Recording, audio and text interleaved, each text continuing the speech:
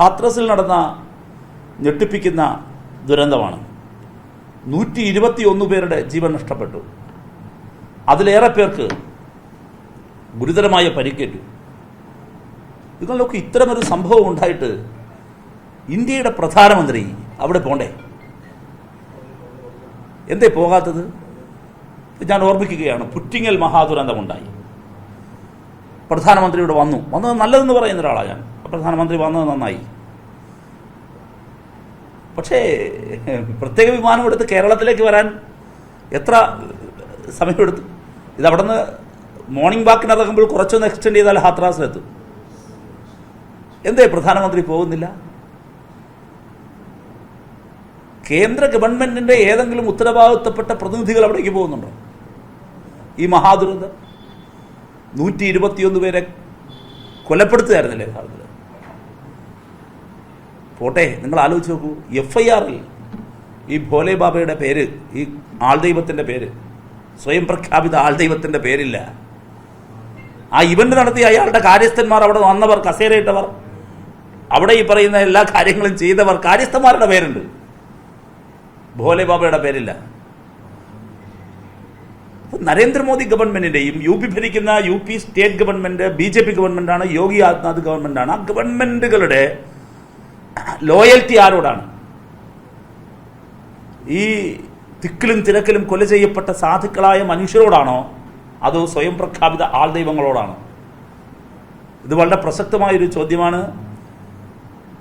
ഇത് ഒരിക്കലും നമ്മുടെ രാജ്യത്തിന് ചേരുന്നതല്ല. മദർ ഓഫ് ദി ഡെമോക്രസി എന്നാണ് നമ്മുടെ രാജ്യത്തെ ഇപ്പോൾ ഇവർ തന്നെ വിശേഷണം കൊടുക്കാൻ ആഗ്രഹിക്കുന്നത്. ഞാൻ ചോദിക്കും, ഇതാണോ ഒരു ജനാധിപത്യ രാജ്യത്തിൽ ഉണ്ടാകേണ്ടത്? UP എങ്ങനെയുള്ള നാടായിരുന്നു? നിങ്ങൾ ആലോചിക്കണം. പോലീസ് രാജിന്റെ ഏറ്റവും വലിയ ഉദാഹരണമാണ് UP-യിൽ. എത്ര ഇൻസിഡൻസ് ആണ് ഉണ്ടായത്? Extra judicial executions. ആളുകളെ റോഡിലിട്ട് കുറ്റവാളി എന്ന് കാണുന്ന കുറ്റാരോപിതരായ ആളുകളെ റോഡിലിട്ട് വെടിവെച്ച് കൊല്ലുന്നു. കുറ്റാരോപിതർ ആയ ആളുകളുടെ വീടുകളും ജീവനോപാധികളും ബുൾഡോസ് ചെയ്തിടിച്ച് കളയുന്നു. ഒരു പോലീസ് സ്റ്റേറ്റിലാണ്, പോലീസ് രാജിന്റെ കീഴിലാണ് നമ്മൾ ജീവിക്കുന്നതെന്ന് തെളിയിക്കുന്ന, ഓർമ്മിപ്പിക്കുന്ന ഒട്ടനവധി സംഭവങ്ങൾ.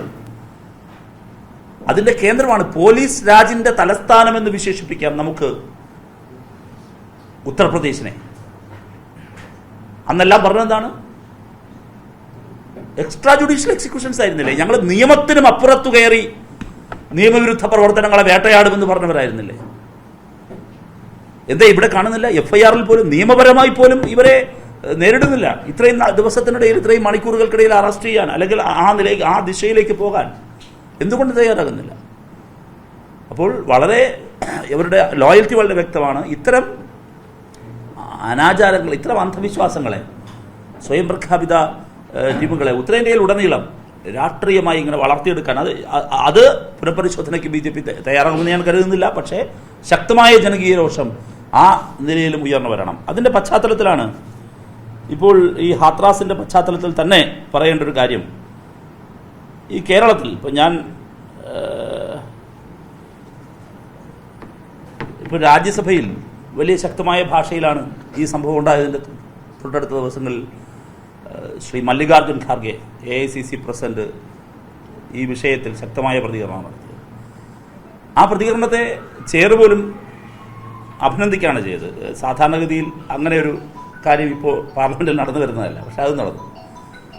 ആ ഖാർഗെയുടെ പാർട്ടി കേരളത്തിൽ കൂടോത്ര പാർട്ടിയായി മാറി.